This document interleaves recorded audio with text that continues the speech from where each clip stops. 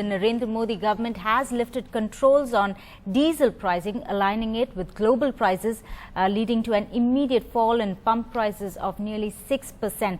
Now, this eases the subsidy burden on the exchequer. Now, the decision was taken after a cabinet meeting. Finance Minister Arun Jaitley said that the pricing of diesel will be market determined henceforth. A major gas policy has also been approved, and the government has increased the price by a third, which will be effective from November 1st.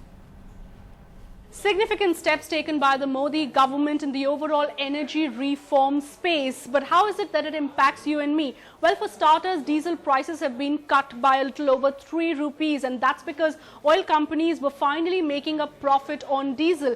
But it's important to understand the larger policy implications. Here on, the government has said that diesel prices have been freed up, which means there will be no subsidy on diesel, and the government will not interfere in diesel pricing. Oil marketing companies can align the prices of diesel domestically to global prices. But it's important to understand what has allowed the government to go ahead and take such a bold reform measure. It's clearly the plunging crude oil prices.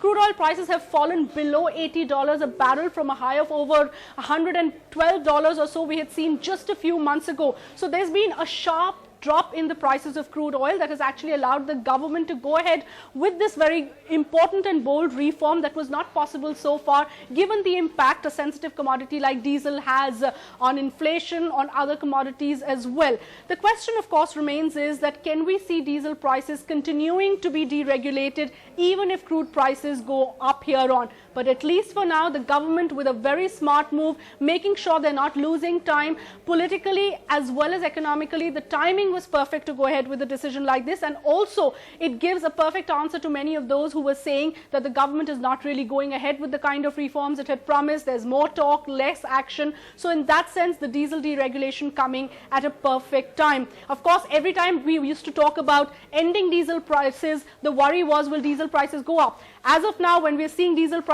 subsidy being ended, we're actually seeing a cut in diesel prices. So again, the context of falling crude oil prices that is allowing the government. A quick word also on the other big decision that has been taken on gas prices, which is the price that domestic producers of gas like Reliance and ONGC will get on selling gas. So far, it was at about a little over $4 a unit. The government now increasing it to $5.7 a unit, which is much less than what the Rangarajan committee had recommended, which would have actually doubled gas prices. But this price, at least many calling it a political price, giving the government at least some room to go ahead and bring about certainty on that very controversial issue of gas pricing that had not got resolved for a very long time, but at the same time not increasing it as much, which had obviously led to a lot of political opposition in the past. Back to you.